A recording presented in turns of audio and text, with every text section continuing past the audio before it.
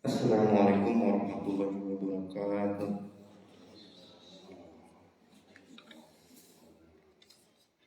Kita lanjutkan materi kita, kultum kita ke bab 12 ya. Bab anjuran menambah amal kebaikan di usia senja.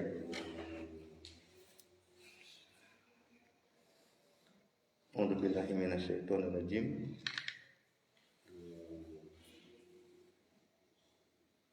Di surat Fatir ayat 37. Bukankah kami telah memanjangkan umur kalian dalam masa yang cukup untuk berpikir bagi orang yang mau berpikir, dan telah datang kepada kalian pemberi peringatan. Dalam definisi hazanah Islam gitu ya, setiap hari kita masuk ke versi baru kita sebetulnya ya. Hidup mati, makanya doanya ya, bismika Allahumma ahya wa bismika amut,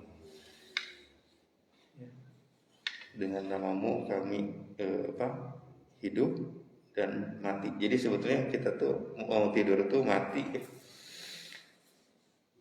Jadi setiap hari kita juga mati dalam definisi ini gitu ya.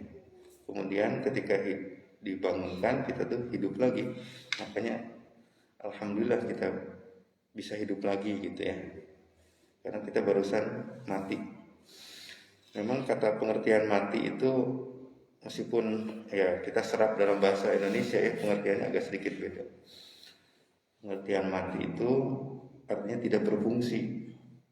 Makanya jangankan kita manusia ya, tanah dalam pengertian ini ada pengertian hidup dan mati. Jadi hidup tuh kalau udah berfungsi subur, nah ini hidup. Tapi kalau tandus itu lagi tidak berfungsi, lagi mati ya. Jadi meskipun jasad kita lagi hidup ya seperti ini ya, kalau tidak berfungsi sebagai manusia sebetulnya lagi mati gitu ya. Ini di surat Al-Insan dibahas cukup banyak waktu itu ya. Nah, berikutnya, dan telah datang pemberi peringatan, dan seterusnya ya. Kita masuk ke hadis pertama. Allah tidak lagi memaklumi seseorang yang dia tangguhkan ajalnya hingga 60 tahun. Jadi kalau udah 60 tahun kayaknya sudah sulit berubah lagi. Dalam pengertian ini ya tidak dimaklumi lagi ya. Mestinya sudah ke jalan yang benar lah istilahnya. Maksudnya menurut para ulama adalah Allah tidak lagi menerima alasan apapun dari orang itu karena dia telah menundanya sampai pada masa yang panjang ini. Hadis berikutnya, Umar memasukkanku bersama para tetua yang ikut dalam perang Badar, dan sepertinya sebagian dari mereka kurang berkenan terhadap hal itu. Mereka berkata, ngapain anak ini masuk di sini bersama-sama kita ya? Padahal kita juga memiliki anak-anak seusianya. Maka Umar melanjutkan, sesungguhnya dia datang dari tempat yang kalian maklumi bersama. Suatu hari dia memanggilku ke dalam majelis syura bersama mereka. Saya merasa bahwa Umar tidak memanggilku pada waktu itu, melainkan untuk membuktikan kepada mereka. Dia berkata, apa yang kalian ketahui tentang firman Allah? Apabila telah datang pertolongan Allah dan kemenangan. Yang kita hafal semua ya. Idza jaa nasrullahi wal fath. Kita diperintahkan, sebagian dari mereka menjawab, ini luar biasanya Ibnu Abbas ya. Orang lain ketika mendengar ayat tersebut, oh itu artinya kita diperintahkan untuk memuji Allah dan beristighfar kepadanya apabila dia telah menolong dan memenangkan kita. Sementara yang lain terdiam tidak mengatakan apa-apa. Maka Umar berkata kepadaku, apakah memang begitu yang akan kamu katakan wahai Ibnu Abbas? Jadi Umar memisahkan ya sahabat-sahabat yang dalam pengertian paham gitu ya, tanda kutip. Yang lain ketika dibacakan ayat ini, oh itu artinya untuk memuji Allah. Idza jaa nasrullahi wal fath dan seterusnya ya. Wasabbih bihamdi rabbika wastaghfir innahu kana tawwaba. Oh, artinya untuk diperintahkan memuji Allah dan beristighfar kepadanya apabila dia telah menolong dan memenangkan kita. Kemudian Umar melirik ke Ibnu Abbas, benar emang itu ya artinya? Tidak ya. Lalu apa yang akan kamu katakan? Ibnu Abbas tuh ya, kalau yang lain pada senang ya mendengar ayat tersebut, wah gembira. Ibnu Abbas tuh justru paling bersedih. Di antara sahabat yang paling paham tentang tafsir itulah Ibnu Abbas. Kalau bahkan ada tafsirnya ya, tafsir Ibnu Abbas. Jadi ini menarik sih kitab tafsir Ibnu Abbas. Memang dari Ibnu Abbas. Ibnu Abbas justru yang lain gembira, Ibnu Abbas itu bersedih. Kenapa? Kenapa Ibnu Abbas? Karena dia tahu itu adalah ajal kematian Rasulullah udah dekat. Jadi begitu ada ayat ini tuh yang lain bergembira, Ibnu Abbas tuh malah sedih. Karena apa? Sebetulnya ajal, karena udah hampir selesai gitu pada saat itu ya. Nah di situ disebutkan. Maka Umar berkata, aku juga tidak mengetahui tafsirkan kecuali seperti apa yang kamu katakan. Ya. Jadi sejak saat itu kalau baca surat ini sedih gitu ya. Sebentar lagi kita akan ditinggalkan Rasulullah gitu, menurut sahabat kayak gitu. Karena udah hampir selesai risalah kenabian. Jadi memang Ibnu Abbas itu paling paham tafsirnya.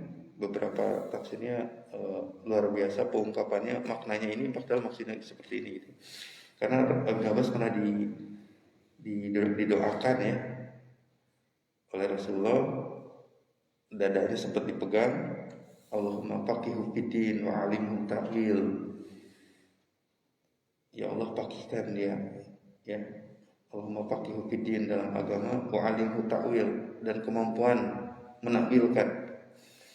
Itu juga doa ya. Jadi kalau bisa doa buat anak kita doa buat kita sendiri ya.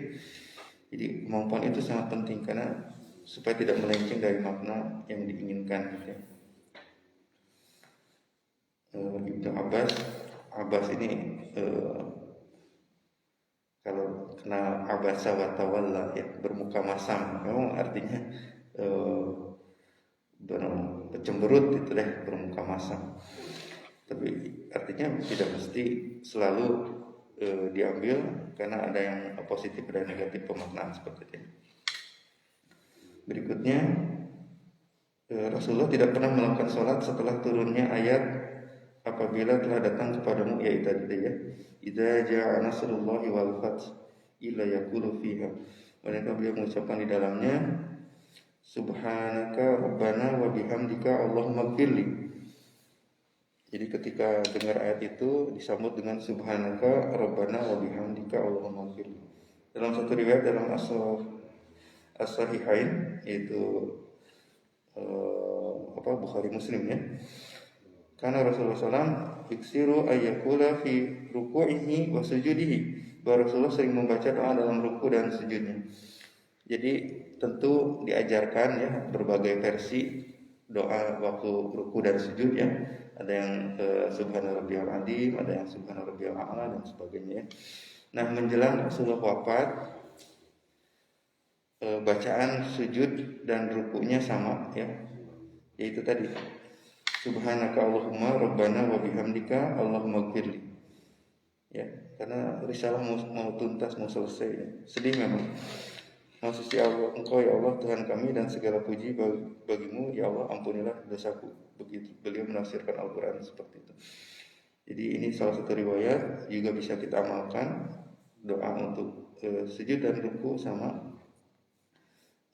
Jadi beberapa periode itu berbeda gitu, makanya silahkan bisa menggunakan manapun versi untuk membaca di doa di ruku dan sujud. Salah satunya ini juga silahkan, karena ini juga Rasulullah ajarkan ketika mendekati wafat beliau ya. Subhanaka Allahumma Rabbana wa bihamdika Allahumma ighfirli dan seterusnya. Dalam satu riwayat Rasulullah memperbanyak zikir sebelum meninggal dunia. Artinya ini juga ajaran semakin kita tua gitu ya, Itu adalah bonus yang kita bisa gunakan, karena ketika kita bangun sebetulnya kita dibangunkan dari kematian ya, ketidakberfungsian kita. Kemudian Aisyah berkata dan seterusnya.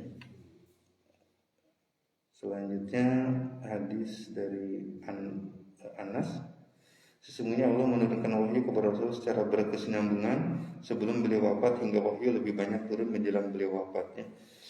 Karena udah hampir mendekati finish ya risalah kenabian, sempurna, betul-betul sempurna, tidak dilebihkan, tidak dikurangkan. Dan pada saat itu wahyu kepada Rasul turun secara terus menerus ya. Itu pertanda sebetulnya ya Rasulullah mau wafat gitu ya. Kemudian hadis yang terakhir dari Jabir, tiap hamba akan dibangkitkan dari kuburnya menurut keadaan dia mati.